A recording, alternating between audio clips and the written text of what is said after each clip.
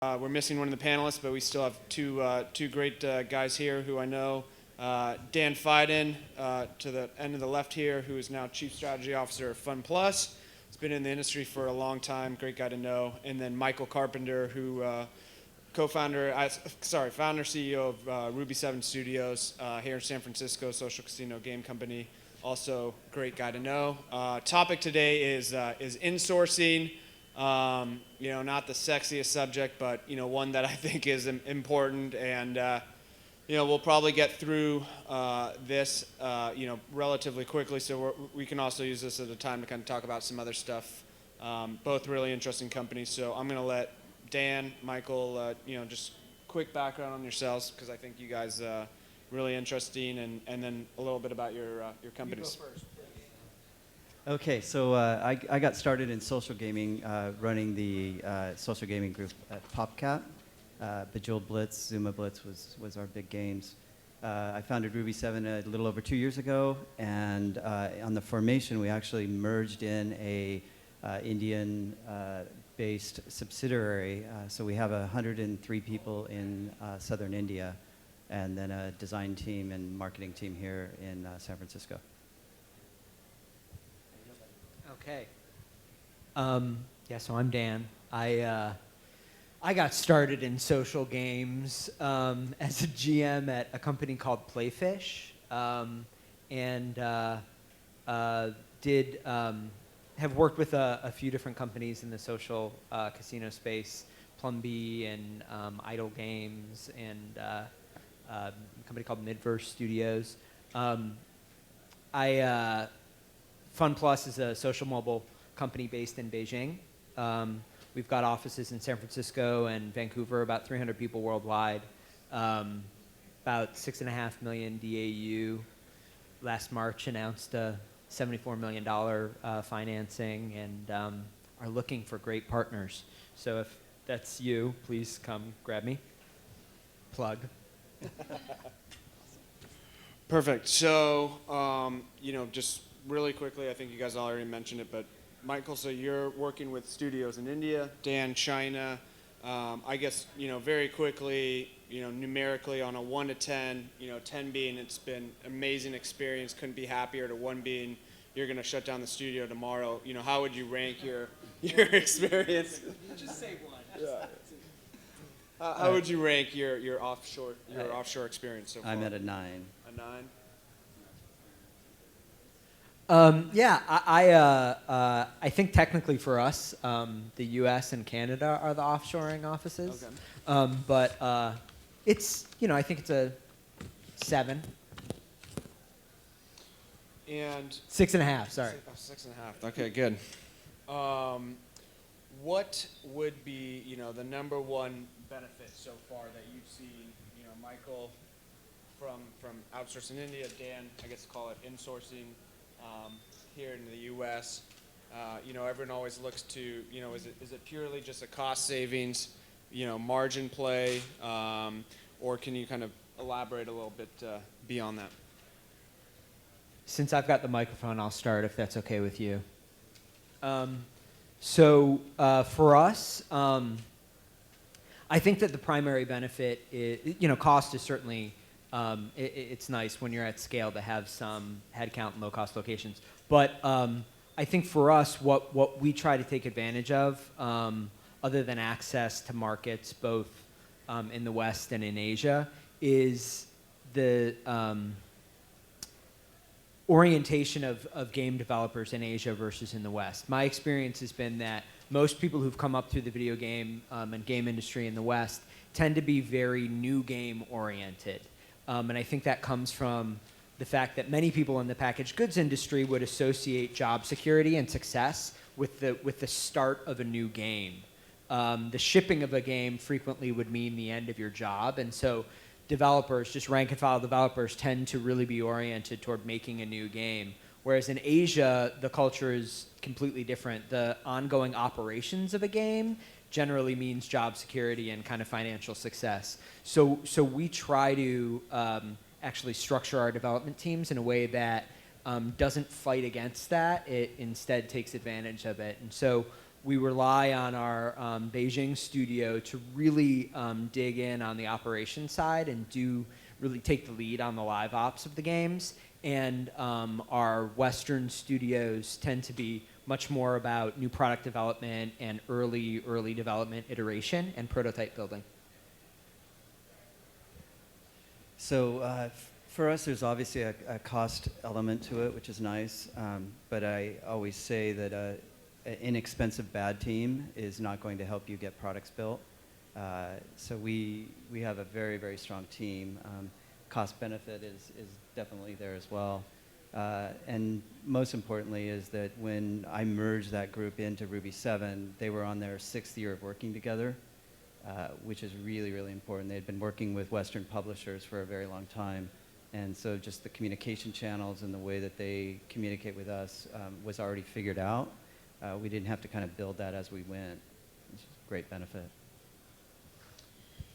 I guess if for someone here starting a company and they're thinking about opening a studio offshore, what would be kind of the 3 points of advice that you would give? And I guess starting, which country to go to be it China, India, somewhere else. What are kind of the 3 points of advice or pieces of information that kind of best practices that you could maybe share about opening the studio and then executing? So for me, India made a lot of sense, mainly because it was an opportunity that we had. PopCap actually chose to do it in an interesting way where they built a studio over there, actually brought somebody from the US to go run it, and then tried to integrate that into RenRen and all the kind of Chinese companies. So I've kind of seen it done both ways. There's a lot of logistical issues as well that if you don't set up right from the beginning, a long-distance relationship with your dev team or your partner is less than ideal.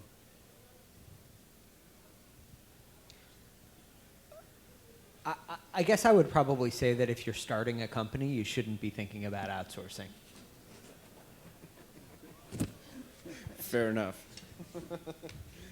Going back to the point you made though earlier, Dan, you said Asia, and I think it's a good point. They're much kind of the free-to-play model was really kind of born and bred over there, and so to you that is a unique advantage. Have you seen that play out where you can actually find better talent when it comes to creating these persistent, open, free-to-play, better monetizing games? I mean, do the talent and the potential developers and who you work with over there, have you actually seen a noticeable difference? Just either greater availability or just maybe kind of discuss that, because I think that's an interesting point for this emerging free-to-play industry. Yeah, for us, it's really about trying to learn from the really great Chinese and Korean companies, the customer service companies. Within the social casino kind of crew, it probably is a little bit more natural to think about high-value customer management and the personal element of that. But I think in the West, game companies, technology companies tend to think of good customer service as rapid response time to complaints and clever automated email marketing and stuff like that. Whereas in China, the great operations companies are really active in how they retain their customers. They will, when they notice people don't show up in the game for a couple of days, pick up the phone and negotiate a deal with them to come back, give them a steep discount on a coin package, or talk to them about what they're not liking in the game recently. That's the level of customer service that we really think, as kind of globally game services become the norm, customers are going to expect. It isn't going to be enough to just not have bugs or make sure your servers don't go down. It really is kind of a question of how do you turn playing a game and a player's experience within a game into something that's equivalent to the way a family feels after it goes to Disney World. It isn't just the cool rides that they like, it's the level of service that they get there that makes it a memorable experience. And I think that talent is what we think is kind of really proprietary about China and Asia. And that, so of our 200 or so people in Beijing, about 70 of them are focused on that. How about in terms of challenges or problems you've faced? Maybe if you could give an example, that would be great. But if not, just generally speaking, what's kind of been the biggest lessons learned to date? So my biggest one is 12 and a half hours away from us. That's hard for product teams. Luckily, I don't have to do the every other day product call, but everybody has to kind of compromise. So it's late at night for us and early for them, or vice versa. I really wish we didn't have that, but that's the world we live in. The second thing is that oftentimes the design team and the production team, especially right before ship, there's so much iterating on the product that for them to be 12 and a half hours away is less than ideal. And so kind of those last 5% polished side of the games are a little bit of a challenge for us. Yeah, I would say that the language difference and the time zone difference is kind of a huge consistent challenge. Within the actual individual game teams, one of the things that I think was surprising is how substantial cultural differences impact just day-to-day project management. So for us, things like daily stand-ups, we had to kind of, the Western developers who occasionally are kind of the leads on these projects, had to rethink the way that they ran daily stand-ups so that it was a little less about standing up in front of all of your peers and saying, this is what I screwed up on, because culturally that's a little bit more of a challenge in China. So we kind of had to do that through wikis and then discuss it offline. And these are things that we just took a while to figure out. And we're glad we have, but it's an ongoing consideration. Yeah, I mean, that's going to be my follow-up, just how important it is to understand the culture where you're set up and really understanding the mindset. Obviously, the games, especially in Asia and even India for that matter, it's a lot of the top performing ones you'll look are local companies, and the Western game companies have had limited success to date, and a lot of that is driven by not understanding how to truly engage that audience and all the cultural nuances. So I guess expanding on what you said, Dan, how important is that kind of starting at the actual operational point of development and kind of through the whole process? I'll go first here. Yeah. So we did an interesting experiment just in the last 3 months where we sent one of our senior product managers over to India to really kind of culturalize our San Francisco office into their office. We're very fortunate to have a COO that's running the India office who is schooled in America and very Western sensible, and he brings a lot of that kind of leadership into our team, so that helps us a lot.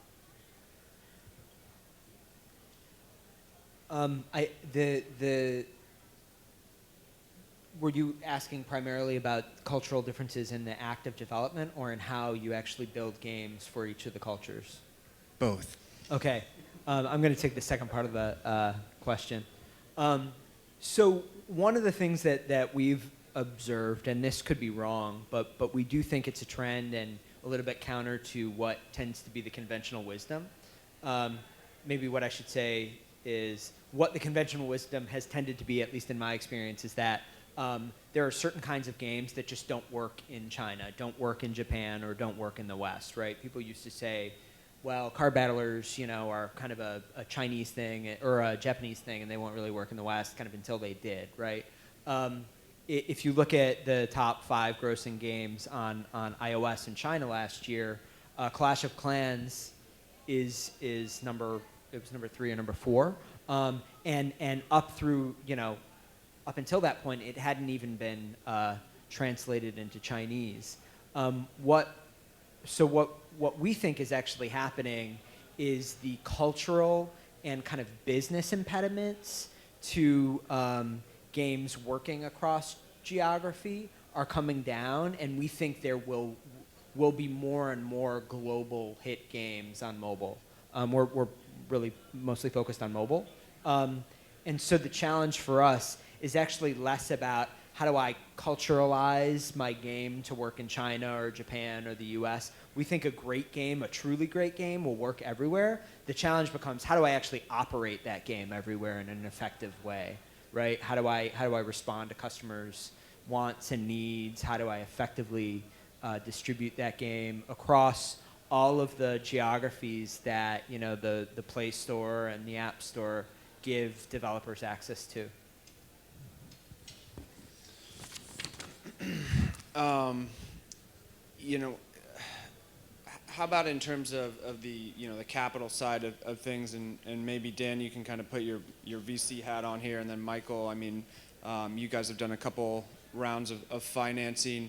How important is having an offshore or not, for that matter, in terms of your business strand and strategy, and then when you go to a VC firm, is this one of the key priorities for a developed company? Is that it's a requirement now because development costs are so expensive, especially around here in the Bay Area? Maybe just walk us through that side of the process. Yeah, I mean, I guess I would probably be I think I said this a little earlier, but I would be pretty skeptical of anyone who's kind of the key element of their pitch is that they have a great cost structure. I think a great cost structure is attractive, but an incredible team is the first step, and then managing your cost structure after that, I think, is important. You can't kind of save your way to an amazing game. You need an amazing game, and then you need to manage how you scale. So I think one of the things that I don't want to, there's not that many people here, so I'm gonna give Zynga a hard time. I think one of the things that we've tried to learn from Zynga is that when your game is taking off or when your business is taking off, margins aren't a consideration. So it's really easy to excuse bloating headcount incredibly in a super high cost location like San Francisco. And as soon as your business stabilizes, which they always do, you need to find margin somehow. And in every game company that I've ever worked at, when you need to find margin, you reduce headcount in a low-cost location, maybe first, because it's just a really obvious way when you look at a spreadsheet to do it. The problem is when your business is a creative endeavor that requires creative people to take deeply personal risks, layoffs and things like layoffs erode trust in a way that is usually irretrievable. And that permanently damages your culture, your creative culture, in my opinion. So the discipline, I think, is when things are going great, being thoughtful about how you scale your company so that when times are a little bit leaner, you aren't in a position where you have to do that, or at least you weather the early parts of the leanness a little easier, if that makes sense. That was a great answer. I think the only... Thanks. Yeah, you're welcome, Dan. The only other thing I'd add to it is, there's extra levels of due diligence that has to happen anytime you have an offshore operation. And we went through that with our registered investment. It just takes more time, and it's a little more difficult, but it's just a checkbox. How about working with overseas governments? Is that something you've been involved? Obviously, China, pretty notorious. Some governmental procedures over there. Interesting to see if what that was like. Any kind of tax breaks or extra tax fees that you didn't expect, and then same for you, Michael, in terms of working the studio in India from a government or any kind of tax issues. Is there anything that you can share? So we are very fortunate to be in a tax-free zone. So the Indian operation is tax-free for, I think, 5 years.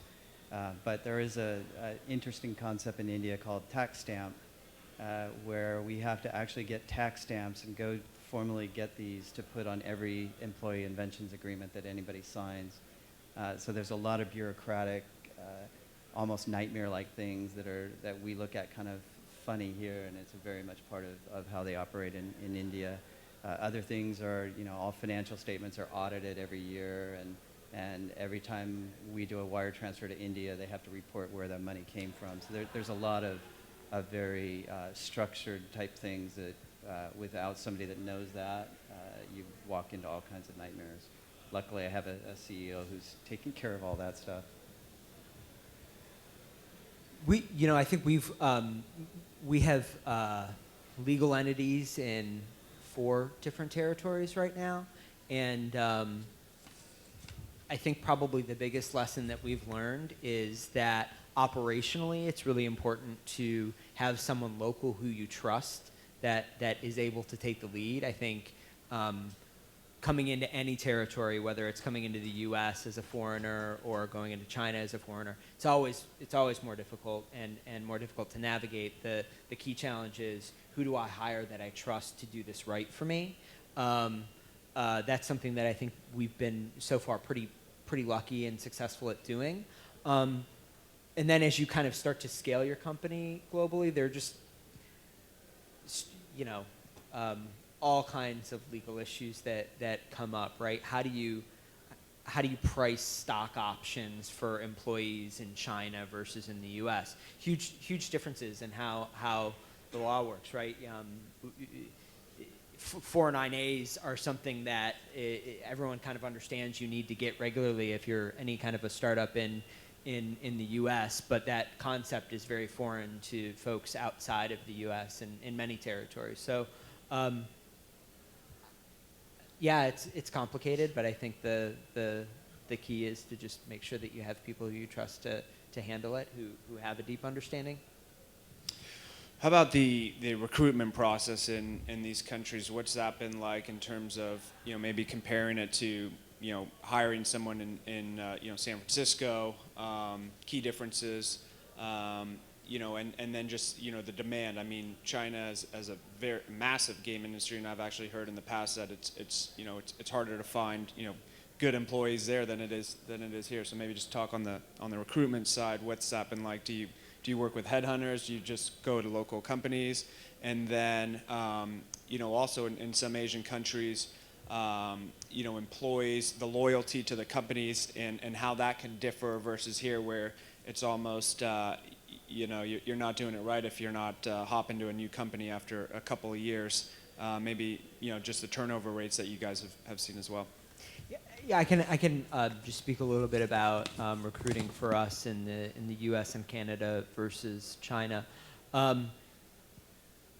As Fun Plus grew, one of the reasons that the presence in both Canada and San Francisco grew is that as a really early stage startup, it was very difficult for the founders to recruit experienced, talented kind of product managers, game designers. The culture at that point in Beijing was that the best people tended to want to work for the biggest companies, the biggest kind of most well-known companies. That was the culture. So in order to find really talented, experienced people who also wanted to work for kind of a no-name startup, they needed to hire outside of China. That's changed for us a little bit because we've gotten to be a bit larger, but I do think that's a key cultural difference in who we recruit, the kind of level of employees we're able to recruit in each of our offices. It's still, for us, it's easier to get very senior people in the Bay Area to come join a startup than it is in Beijing. But the process for recruitment for us is pretty easy. I mean, we have contingency recruiters in China the same way that we do here, and internal kind of full-time folks. And with India, it's very similar. We use recruiting there.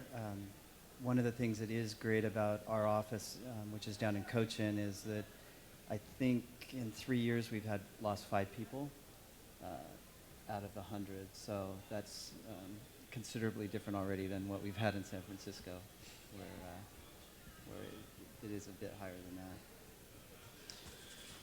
Well, what else should we know about offshore studios development? Anything else you guys want to share about this process that we haven't touched upon before? Maybe talk about some other topics here since we got some time, or take some questions from the audience. or Melissa, if there's anything jumping out at you, feel free to speak up.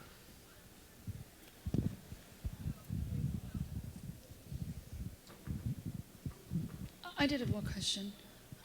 It was more relating to a story of when I was showing a guy who developed a social poker app, another site, and he immediately looked at it and said, "That one's from Asia, that one's from India," and he could actually go and look at the different apps and how they were developed in terms of the user interface, and say which country that was likely developed out of. Have you noticed that there are different styles from the different areas or regions when you are dealing with them? Like they have a distinct way of looking at building a specific game or user interface? We definitely saw that with our group over there.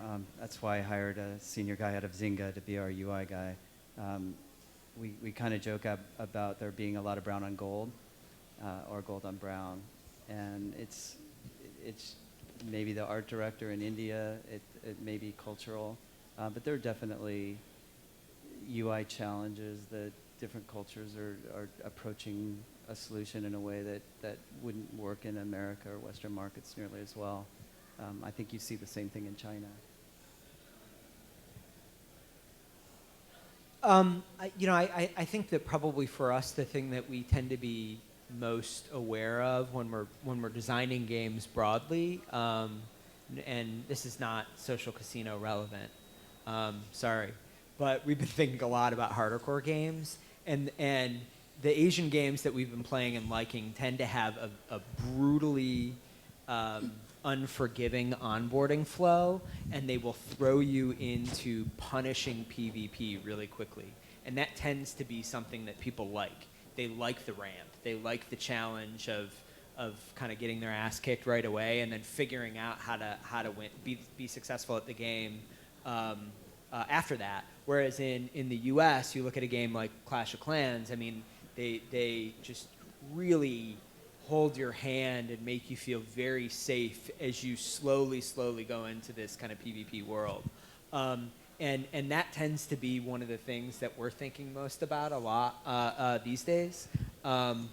Why it is that the Asian mobile game player tends to be so much more tolerant of pain. They kind of like the pain of losing in those early days for some of these games.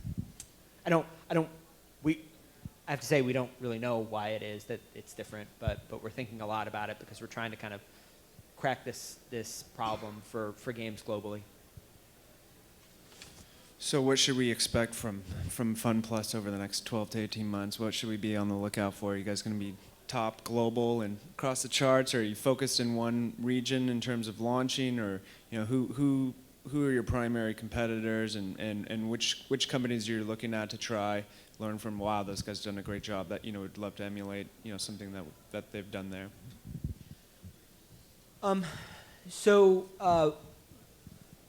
For us, we're really focused on this idea that that the opportunity in the game industry right now is about, in our opinion, the fact that mobile and Android specifically is really the first time in the history of the video game business where there has been a single platform that is globally relevant and near ubiquitous. So I can release a game today and essentially reach everyone in the world. It's pretty remarkable. We also think that the fact that in the West now, really game services and free-to-play are kind of the only relevant business model, it creates this tremendous opportunity and challenge around how you effectively operate these games. So we believe that we need to continue to make really great games and work with partners who understand the game genres that they do really well, but we want to help them operate those games globally. That's what we think the big opportunity is right now. And the companies that we really think about that we admire, we don't really think, I don't know, this is probably cliched to say, we don't spend a lot of time with a map on the wall and have targets around competitors or anything like that. The companies that we admire are companies like Valve that have created game businesses that have tremendous credibility with players and with other developers in the industry because they're passionate and make great games. And then they've used that credibility to build this other really important business, which is Steam. We want to figure out how to do something similar to that in this global mobile world. So the one of the first steps for us, kind of going beyond just first-party development and operations, is we're going to be launching a game called Turret Legends. The kind of our English translation of it is Turret Legends, but it's the I don't know if it's the #1 grossing game, mobile game in China right now, but it has been. It's been doing, across Android and iOS somewhere around $800,000 a day. And we're working with the developers, these guys called Lilith, to launch that game and operate that game outside of China for them. And so it'll be going out in Southeast Asia in the next month or so. And we're really enthusiastic to try to work closely with them and make a really great experience for players and start to kind of scale our business that way. Michael, for you, how do you guys expect to take the social casino landscape by storm, or what should we look out from you guys over the next year or two here?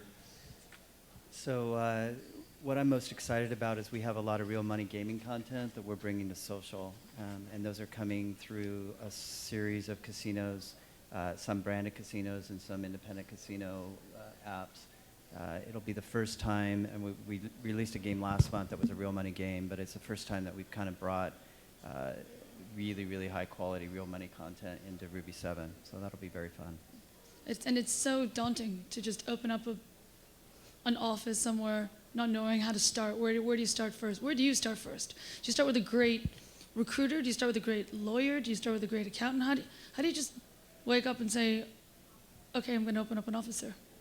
If I hadn't had the opportunity of having a company already set up that had 5 years of experience, I never would have done it. No way. You can't do that as a startup. There's no way. Acquisition, and you guys were kind of incorporated both jointly, or did you for Fun Plus? Yeah, so the kind of origin story for Fun Plus is really that the two founders, they're both Chinese, but they met while they were working together at Ask.com, which is over in like Emeryville or something. And when they decided to found the company, one of them moved back to Beijing, and that was the beginning of the Beijing office. The other one didn't want to move back to Beijing, so that was the beginning of the San Francisco office.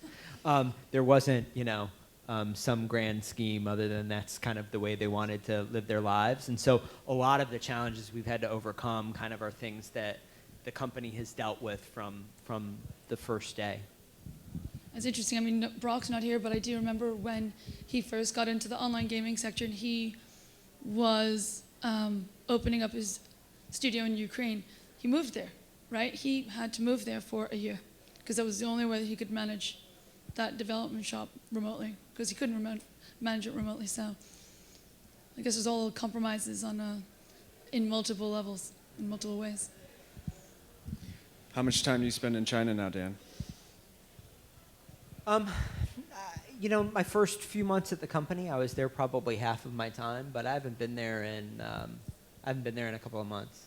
I'm going back in week after next, but I think we're at a point now where we all travel, but it isn't too much for anyone to handle. You still go to India quite a bit, Michael? Yeah, I got a trip in October. Well, thank you to the panelists here, and come talk to them after.